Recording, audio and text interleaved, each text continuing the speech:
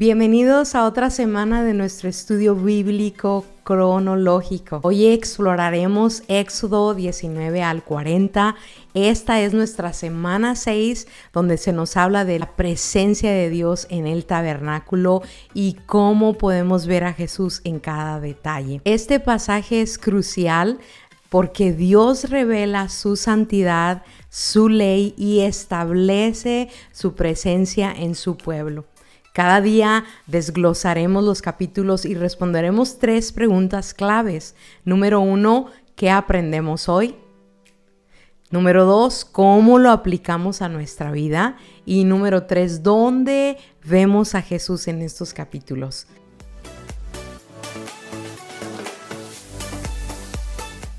Bueno, el tema de la semana es Dios es santo, Dios es justo y Dios es cercano.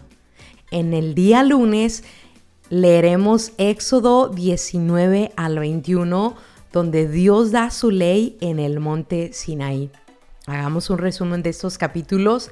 Dios llama a Israel a prepararse para recibir su pacto en el monte Sinaí. La montaña empieza a temblar, hay fuego, el pueblo siente temor. Vemos que Dios entrega los 10 mandamientos estableciendo los principios de su pacto con Israel y también da leyes adicionales sobre la justicia y la vida en comunidad. Bueno, ¿qué aprendemos de estos capítulos? Que lo primero, Dios es santo y su presencia es majestuosa. La obediencia trae bendición, pero la desobediencia trae consecuencias. ¿Sí? Dios establece límites para protegernos, no para restringirnos. Que esto lo grabes en tu corazón. Dios nos llama a vivir en santidad y su ley es para protegernos y no para oprimirnos. ¿Cómo lo podemos aplicar a nuestra vida? Bueno, que temamos a Dios en reverencia, que podamos buscarlo en todo, a todas horas, que vivamos en justicia y amor hacia los demás y entendamos que sus mandamientos nos llevan a la libertad y no a la esclavitud. ¿Dónde podemos ver a Jesús en estos capítulos? Bueno, aquí vemos la teofanía de Cristo más impresionante en el monte Sinaí, que se nos habló en Éxodo 19. El 16 al 19 dice que al tercer día, cuando llegó la mañana, hubo truenos y relámpagos y una densa nube sobre el monte y un sonido de trompeta muy fuerte. Y todo el pueblo que estaba en el campamento tembló. Vimos la manifestación poderosa de Dios con truenos, relámpagos, ¿verdad? Fuego en esta nube tan densa. Y podemos ver que esto fue impresionante, una de las teofanías más impresionantes del Antiguo Testamento. Entonces, ¿cómo se conecta todo esto con Jesús? Primeramente, Jesús sabemos que es la manifestación visible de Dios. Y esto lo vamos a aprender en Colosenses 1 al 15. En el monte de la transfiguración, también en Mateo 17 del 1 al 6, Jesús se mostró glorificado y Dios habló desde una nube como lo hizo en el Sinaí. También en el Pentecostés, en Hechos 2, 1 al 4, dice que hubo fuego y un fuerte sonido. Muy similar a la escena del Sinaí, ¿verdad? Cuando Dios estableció el antiguo pacto en Israel. Jesús, vemos que Él es el cumplimiento de la ley, nos dice Mateo 5:17, que Él es nuestro mediador ante Dios, así como Moisés lo fue para Israel. Y cuando le preguntaron que cuál era el mayor mandamiento, Jesús resumió toda la ley en amar a Dios y amar a tu prójimo. Mateo 22, 37 al 40. Entonces Jesús vivió perfectamente la ley, algo que ningún ser humano pudo hacer. Vemos que Jesús es el Cordero de Dios que fue sacrificado una vez y para siempre. Mientras que los sacrificios en el Sinaí eran temporales, el sacrificio de Cristo es eterno y quita el pecado completamente. Bueno, nos vamos al día martes y nos toca leer Éxodo del 22 al 24, donde se nos habla del pacto ratificado. Y en resumen, bueno, Dios entrega las leyes que promueven la justicia, la misericordia, luego hace el pacto ratificado con sangre, sellado con sangre, y el pueblo promete obedecerle. ¿Qué podemos aprender de estos capítulos? Que Dios se interesa en cada aspecto de nuestra vida, desde la justicia social hasta nuestra relación con Él. Que podamos aprender que la obediencia a Dios es la clave para la bendición. Y un pacto con Dios implica compromiso. ¿Cómo lo podemos aplicar? Primeramente, seamos justos y misericordiosos en nuestras relaciones. No hagamos promesas a Dios a la ligera, sino con un compromiso real, ¿sí? ¿Dónde vemos a Jesús en estos pasajes? Bueno, el pacto fue sellado con sangre. Y esto nos está apuntando al nuevo pacto, que es la sangre de Jesús. Nos dice Lucas 22:20, ¿verdad? Aquí vemos que Él selló este pacto con su propia sangre. Muy bien, ahora vámonos, que vamos a leer de Éxodo 25 al 27, donde se le dan instrucciones específicas a Moisés de cómo debe construirse el tabernáculo. Y bueno, resumiendo estos capítulos, Dios da instrucciones detalladas para construir el tabernáculo, que será su morada, que será su casa entre el pueblo. Se habla también del arca, del candelabro y del altar de los sacrificios. ¿Y qué podemos aprender de estos capítulos? Que Dios desea habitar con su pueblo, que Él desea vivir entre su pueblo y lo hace entre nosotros también. Y podamos aprender que todo el tabernáculo tenía un propósito y que todo esto nos apunta a Cristo. ¿Cómo lo podemos aplicar? Bueno, hagamos de nuestra vida un lugar donde Dios pueda morar.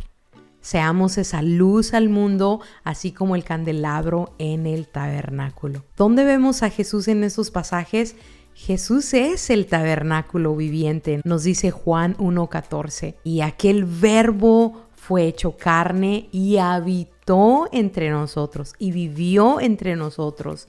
Y vimos su gloria como el unigénito del Padre, lleno de gracia y de verdad. Él es el arca, la presencia de Dios mismo. Muy bien, ahora nos vamos al día jueves, que nos toca leer Éxodo del 28 al 30 y nos habla del sacerdocio y del culto a Dios, cómo debían ser lo que Dios estaba pidiendo específicamente del sacerdocio y de cómo estaba enseñándoles el sistema de culto.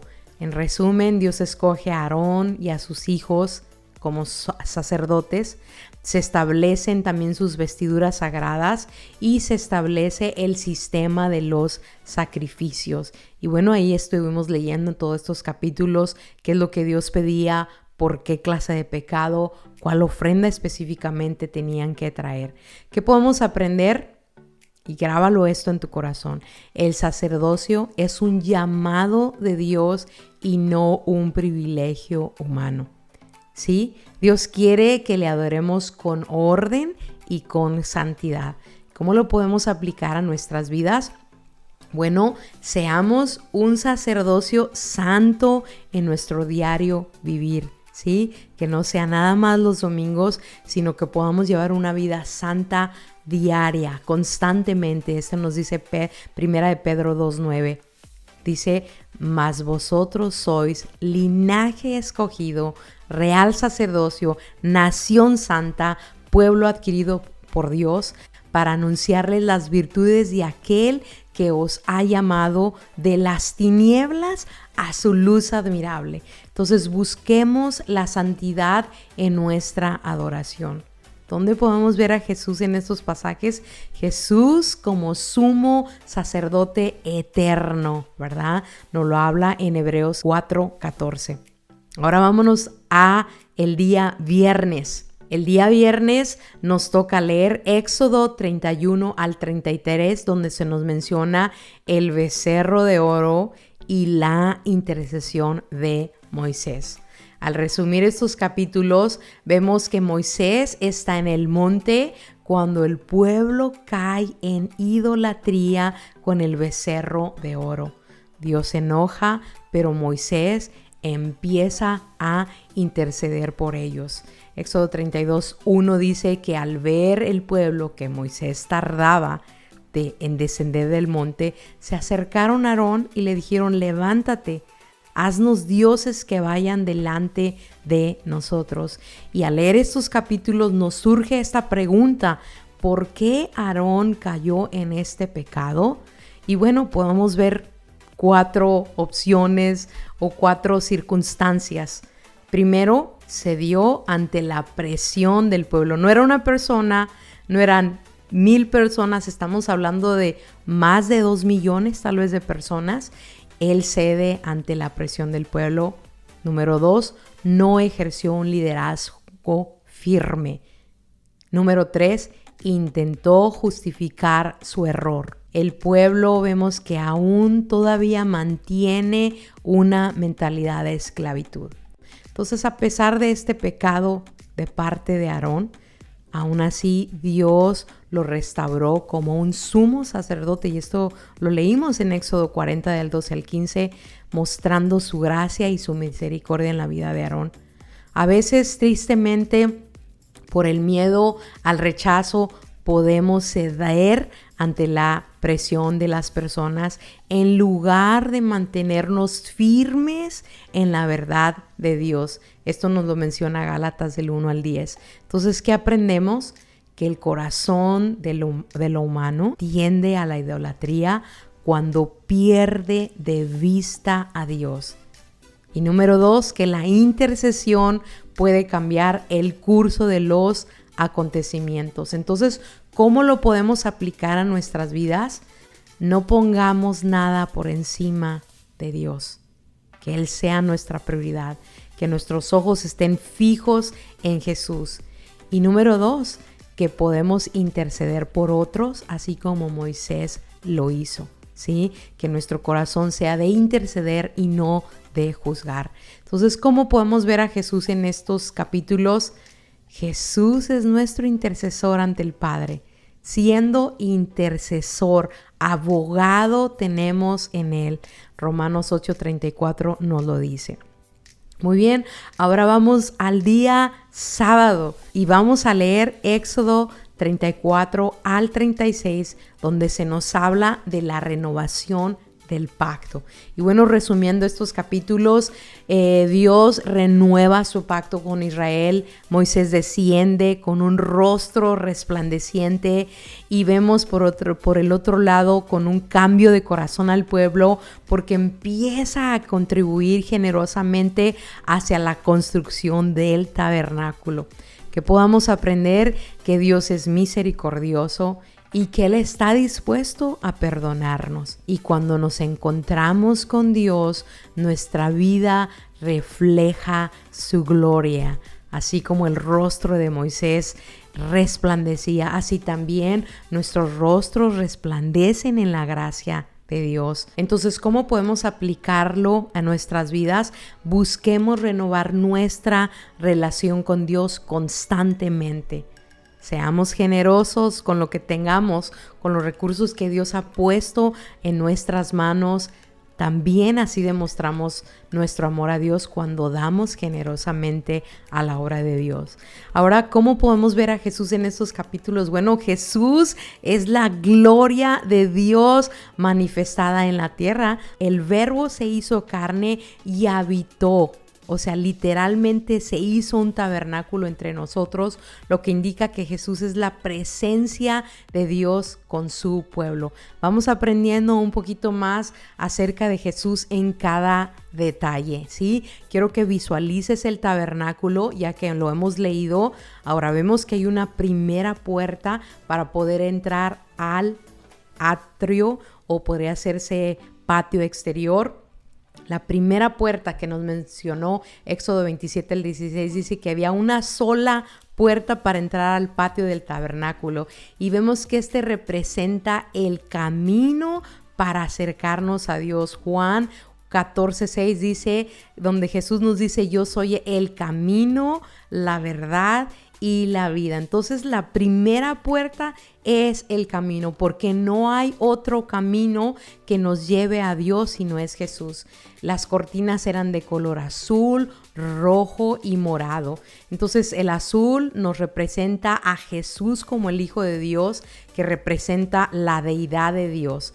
El púrpura, morado, Jesús es el rey, es el color de la realeza, y Jesús es el rey, y sabemos que Jesús es el rey de reyes. Y el rojo, Jesús es nuestro salvador a través de su sangre. Este color representa la sangre y el sacrificio de Jesús en la cruz. Entonces, cada vez que los sacerdotes veían estos colores, estaban viendo la representación del Mesías que vendría, porque Jesús cumplió cada una de estas profecías. Entonces, cuando entras en esta puerta, cuando entras, tú estás aceptando a Jesús como tu Salvador. Entonces entras y se te da la salvación, porque la salvación es gratis y a través de una decisión. Entramos al patio del tabernáculo y vamos a ver enfrente el altar de bronce. Aquí los sacerdotes sacrificaban animales para pedir perdón a Dios.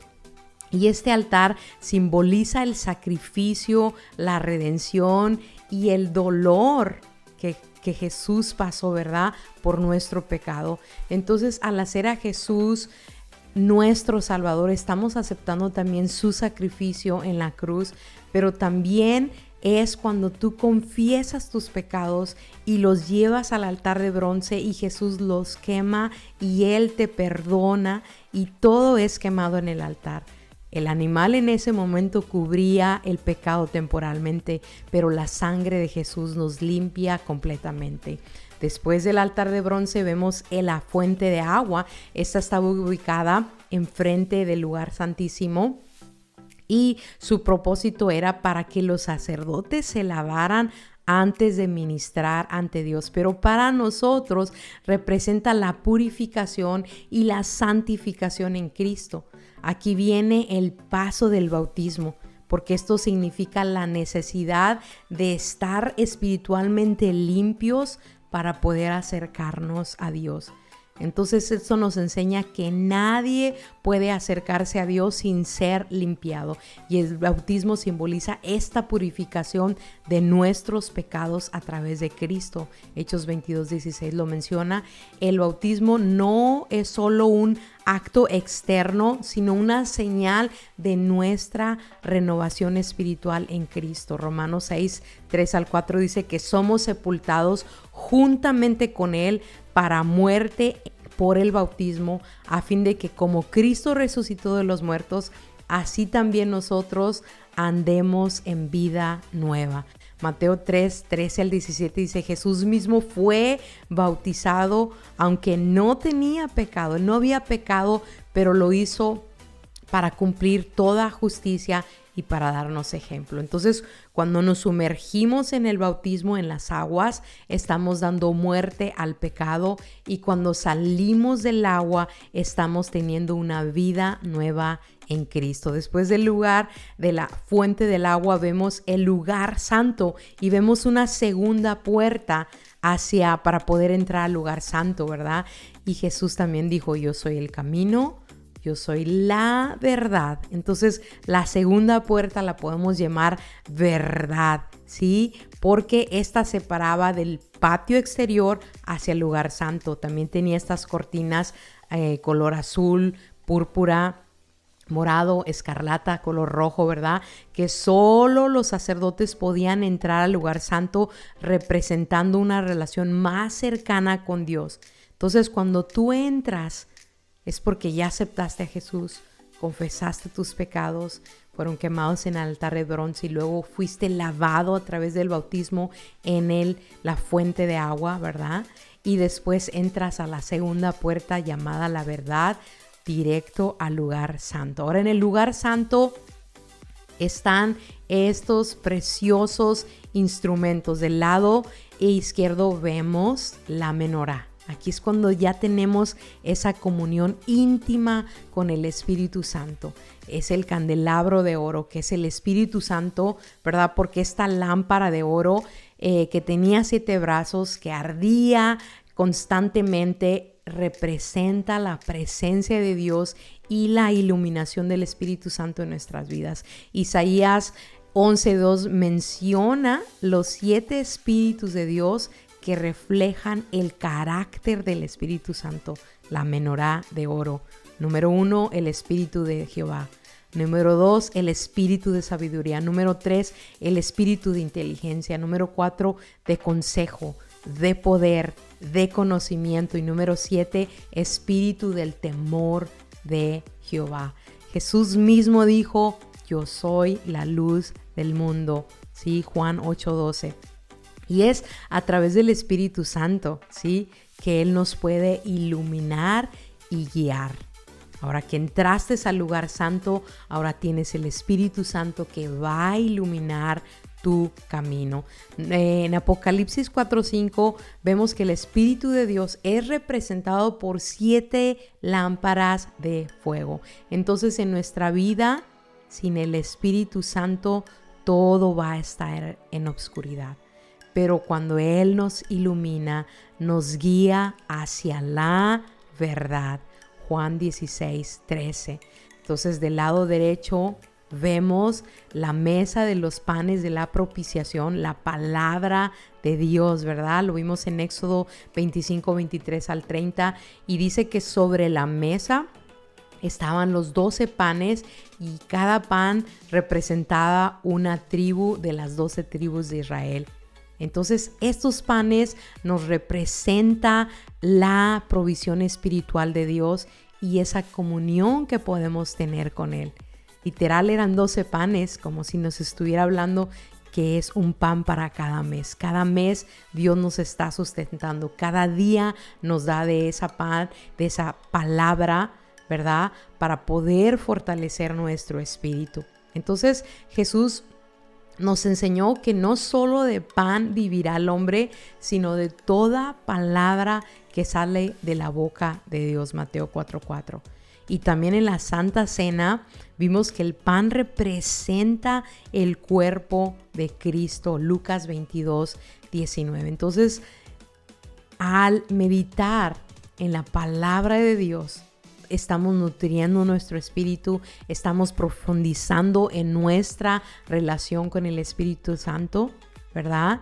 Entonces, Él nos trae vida. Entonces, si no tienes al Espíritu Santo, no vas a poder comprender la palabra de Dios, no vas a poder entender la Biblia, porque tal vez se te haga sin sentido, historias extrañas, porque no se te ha revelado la palabra de Dios. Pero cuando el Espíritu Santo está en tu vida, entonces la palabra empieza a cobrar sentido en tu corazón. Una vez que probamos el pan, ¿verdad? Ahora está enfrente el altar del incienso, que es la oración y la adoración a Dios, ¿sí? Este estaba ubicado frente de este velo que separa el lugar santo del lugar santísimo, y vemos que los sacerdotes entraban y quemaban incienso cada día, de mañana y de tarde. Entonces, el incienso representa nuestras oraciones, nuestra adoración, subiendo a Dios como un aroma fragante, porque no solo el incienso era para usar o para estar enfrente, porque el incienso era para darle un aroma agradable en el lugar santo. En Salmo 141:2 dice que suba mi oración delante de ti como un incienso, como un olor fragante. En Apocalipsis 5:3 dice, los ancianos tenían copas de oro llenas de incienso, que son las oraciones de los santos. Entonces Jesús es nuestro sumo sacerdote porque Él es quien intercede por nosotros. Entonces cuando oramos nos acercamos a Dios con confianza porque tenemos un abogado que está intercediendo por nosotros. Entonces que nuestra adoración sea como un olor fragante para Dios. Entonces, claro, cuando proviene de un corazón sincero. Y nuestra vida debe de estar llena de oración, de adoración constante, porque entonces así nos podemos acercar ante su presencia con confianza, porque tenemos el acceso en Jesús, ¿sí? Jesús es quien nos da el acceso directo al Padre, ¿sí? Podemos experimentar esta comunión más profunda con el Espíritu Santo, con la palabra que es Jesús y con la oración cuando podemos hablar con nuestro Padre. Bueno, ya llegamos a la tercera puerta que divide el lugar santo hacia el lugar santísimo y que Jesús nos dice: yo soy el camino, yo soy la verdad y yo soy la vida. Entonces podemos ver que la tercera puerta es la vida. La tercera puerta dentro del tabernáculo era este velo que separaba el lugar santo del lugar santísimo. Y más allá de este velo estaba el arca del pacto, que representa la misma presencia de Dios. Al romperse este velo, Jesús se partió para podernos dar vida, para podernos dar acceso, ¿verdad? Entonces esta puerta es la más significativa porque representa el acceso directo a Dios, que es a través de Cristo. No es por nuestras oraciones, no es porque leemos la palabra, sino porque Él es el que nos da acceso ante el Padre. El velo era esta separación entre Dios y el hombre. Y el velo también era estas cortinas que estaban bordadas con unos querubines que bloqueaban esta entrada. Entonces, donde solamente el sumo sacerdote podía entrar al lugar santísimo una vez por año, en el día de la expiación o Yom Kippur, que lo vamos a aprender en Levíticos 16:2. Y como les digo, representaba la separación entre Dios y el hombre debido al pecado. Ahora, ¿por qué tenía querubines bordados? Bueno, en Génesis 3:24 aprendimos que después de que Adán y Eva pecaron, Dios puso estos querubines con esa espada en la entrada del Edén para evitar que el hombre entrara a su presencia. Entonces este velo tenía bordados estos querubines, mostrando que nadie podía entrar a la presencia de Dios sin ser expiado. Y en Cristo fuimos expiados, se rompió esta barrera, ¿verdad? Con su muerte nos vino a dar vida, nos vino a dar acceso al Padre. En Mateo 27:50-51 dice que Jesús, habiendo otra vez clamado a gran voz, entregó su espíritu y he aquí el velo del templo se rasgó en dos, de arriba hacia abajo. Regularmente las cortinas se rompen de abajo hacia arriba, pero Jesús la rompió de arriba hacia abajo, donde Dios mismo rasgó el velo, mostrando que ahora todos tenemos acceso directo a su presencia a través de Jesús. Hebreos 10:19-20 dice: teniendo libertad para entrar en el lugar santísimo por la sangre de Jesús, por el camino nuevo y vivo que Él nos abrió a través del velo, esto es su carne. Entonces Jesús era el velo, su cuerpo, como mencioné, fue partido para que pudiéramos entrar a la presencia de Dios. Él nos dio vida, nos dio acceso por su sacrificio y lo hizo una vez y para siempre. Y bueno, al entrar al lugar santísimo ahora tenemos el arca del pacto, ¿sí? La presencia de Dios, su pacto con nosotros. En Éxodo 25, del 10 al 22 pudimos leer acerca del arca del pacto y era una caja de madera, ¿verdad? De acacia recubierta de oro con una tapa llamada propiciatorio. Encima estaban dos querubines de oro y entre los cuales Dios manifestaba su presencia. Ahora, ¿qué había dentro del arca? Que esto también nos representa a Jesús. Primero estaban las tablas de la ley. que nos representa la palabra de Dios.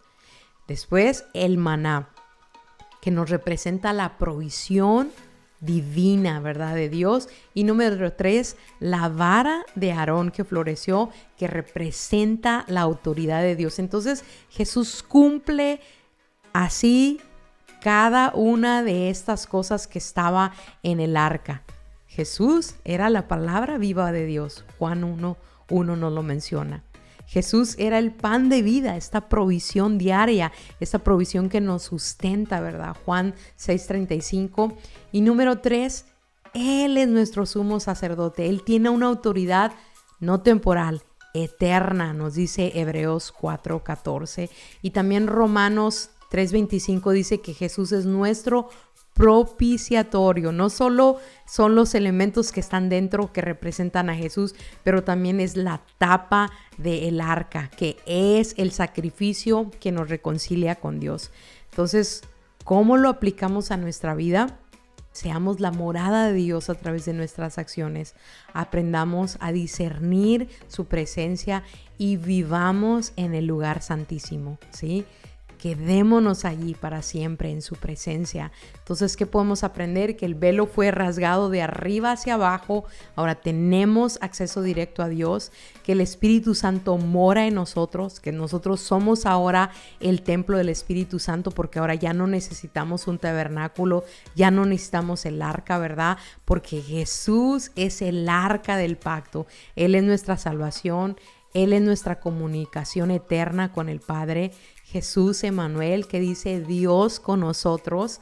Entonces la Biblia deja en claro que el arca del pacto ya no es necesaria, porque Jesús mismo es la presencia de Dios y el cumplimiento de todo lo que el arca representa.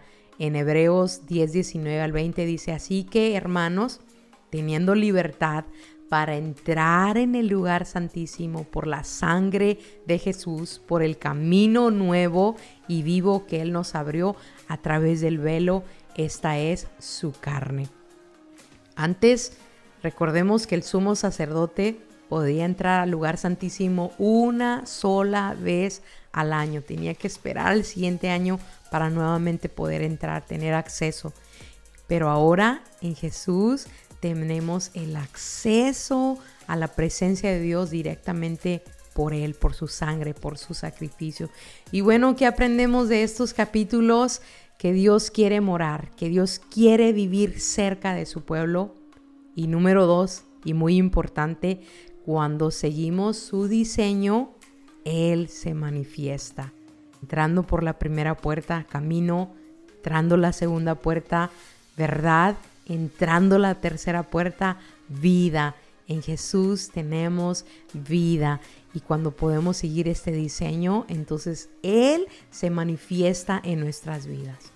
Bueno, en conclusión, del capítulo 19 al 40, vemos a un Dios que da su ley, que habita con su pueblo y que muestra su gloria. Vemos a Cristo reflejado en cada detalle del tabernáculo como nuestro mediador, como nuestro sacerdote, como nuestro sacrificio perfecto y como nuestro tabernáculo, ¿sí? Su presencia en nuestro corazón. Entonces nosotros hemos aprendido que somos el templo del Espíritu Santo y tenemos que vivir en santidad. Y bueno, felicidades, hemos terminado el libro de Éxodo.